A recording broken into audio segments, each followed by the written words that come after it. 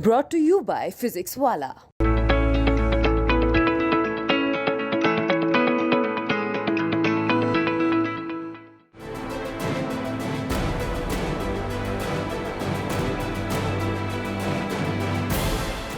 वाराणसी में ज्ञानवापी मस्जिद के सर्वे का काम अब पूरा हो गया है। ऐसे में दोनों ही पक्षों के द्वारा अपने अपने तथ्यों को सही ठहराने की होड़ मची हुई है। ऐसे में AIMIM चीफ असदुद्दीन ओवैसी ने अपनी एक सभा में ज्ञानवापी मस्जिद को लेकर टिप्पणी करके राजनीति को फिर से गरमा दिया है।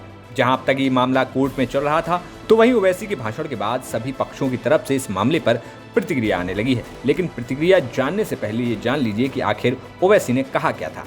जब मैं 21 साल का था तो बाबरी मस्जिद को मुझसे छीन लिया गया। अब हम वही 19-20 साल के बच्चों की आंखों के सामने दोबारा मस्जिद को नहीं खोएंगे इंशाअल्लाह ताला। क्या आप तमाम लोग अहद लेते हैं कि हम कोई मस्जिद को नहीं खोएंगे? क्या आप अहद लेते हैं कि अब हम कोई मस्जिद को नहीं खोएंगे? तो अगर अहद लेते हैं तो हाथ उठाकर कहिए नारे तकबीर, नारे तकबीर। इनको पैगाम मिलना चाहिए, मस्जिद को अब हम नहीं खोएंगे। तुम्हारे दिल फरेब और हथकंडों से हम जान चुके तुम्हारे हथकंडों को। और अल्लाह के रसूल सल्लल्लाहु अलैहि वसल्लम का हदीस शरीफ है कि मोमिन वो है जो 2 बार एक सुराख से नहीं डसा जाता। अब हम दोबारा नहीं इनको डसने देंगे। मस्जिद है और रहेगी इंशाअल्लाह ताला सुबह क़यामत तक। ज्ञानवापी मस्जिद थी और जब तक अल्लाह दुनिया को कायम रखेगा मस्जिद रहेगी इंशाअल्लाह ताला। तो AIMIM चीफ असदुद्दीन ओवैसी का कहना है कि ज्ञानवापी मस्जिद थी और कयामत तक रहेगी इंशाअल्लाह।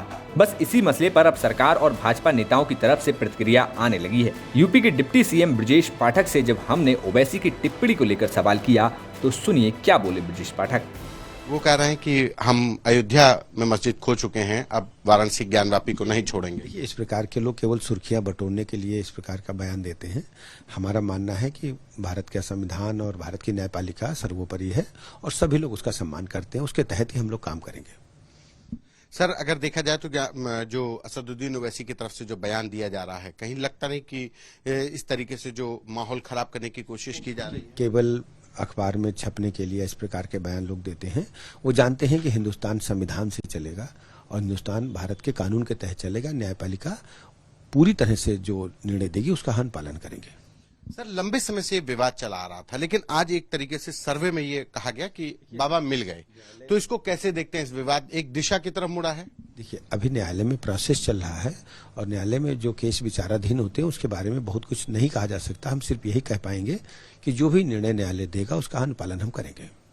धन्यवाद। ये हमारे साथ डिप्टी CM ब्रजेश पाठक, जिन्होंने कहा कि मामला विचाराधीन है, कोर्ट के समक्ष है, लिहाजा जो कोर्ट का निर्णय होगा वो शिरोधार्य होगा। लेकिन व्यक्तिगत तौर पर वो भी मानते हैं कि आदिदेव वहां पर विराजमान है। वहीं इस मुद्दे पर जब यूपी तक ने डिप्टी CM केशव मौर्य से भी बात की तो केशव मौर्य ने नंदी बाबा से जोड़ते हुए इस मसले को कहा कि सत्य परेशान हो सकता है, पराजित नहीं। केशव मौर्य इस वक्त हमारे साथ हैं और आज जिस तरीके का फैसला हम जिसे कह सकते हैं वाराणसी कोर्ट का आया है, उसके बाद उनकी प्रतिक्रिया जान लेते हैं। सर, एक तरीके से कोर्ट ने आदेश कर दिया है कि जो शिवलिंग मिला है उसे सुरक्षित किया जाए, संरक्षित किया जाए।